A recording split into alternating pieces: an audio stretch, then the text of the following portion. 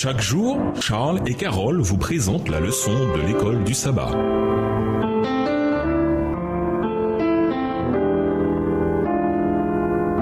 Bienvenue dans votre émission Dieu nous parle. Voilà la leçon de jeudi, l'ultime futilité du matérialisme. Il y a beaucoup de gens qui aiment Dieu. Leur identité est unie à celle de Dieu, d'une manière que les possessions ne peuvent pas les ébranler. Lisons Deutéronome 7, le verset 6, 1 Pierre 2, le verset 9, Jean 15, le verset 5 et Galates 2, le verset 20.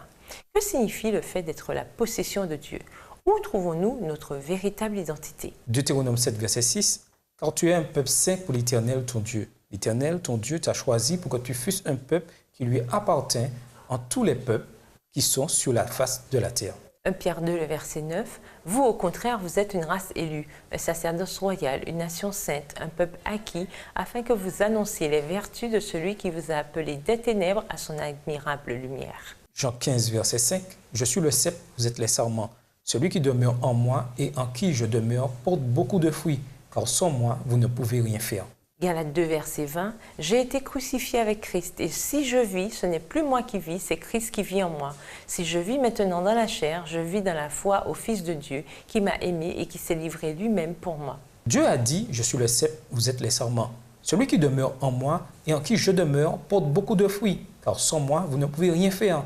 Jean 15, verset 5, version du second. La connexion est directe et sûre.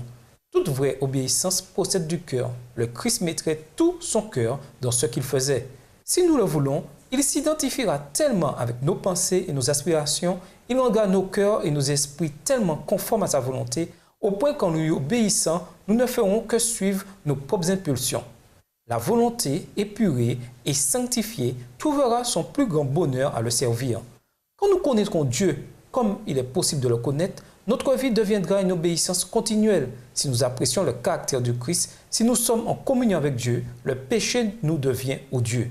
Extrait du livre Jésus-Christ, page 671, livre écrit par Ellen G. White. En revanche, le matérialisme nous offre une identité qui est synonyme de nos possessions. En d'autres termes, nous nous définissons sur la base de ce que nous avons et ce que nous pouvons acheter des biens de ce monde. Jacques nous met en garde contre ce fait. Votre or et votre argent sont rouillés, et leur rouille s'élèvera en témoignage contre vous et dévorera vos chairs comme un feu. Vous avez amassé des trésors dans les derniers jours. Jacques 5, le verset 3 dans la version Louis II. Amasser signifie collecter et stocker de grands trésors. Plus important encore, c'est dans ces trésors, petits ou grands, que beaucoup trouvent leur identité. Luc 12, les versets 19 à 21. Le matérialisme est une forme de confusion d'identité. Cela signifie que, pour beaucoup d'entre nous, notre identité devient fusionnée avec nos possessions. Nos possessions deviennent notre Dieu. Matthieu 6, versets 19 à 21. Comme quelqu'un l'a dit, je ne suis rien sans mes choses. Que c'est triste que nous ne nous identifions que par le biais de nos possessions terrestres. Que c'est artificiel, éphémère et ultimement futile de mener une telle vie, surtout pour quelqu'un qui affirme être un chrétien. Nous identifions-nous à Dieu ou à nos possessions? En fin de compte, c'est un cas ou l'autre. Combien votre identité est-elle liée à vos possessions? Au revoir. Et à demain si Dieu veut. Dieu nous parle.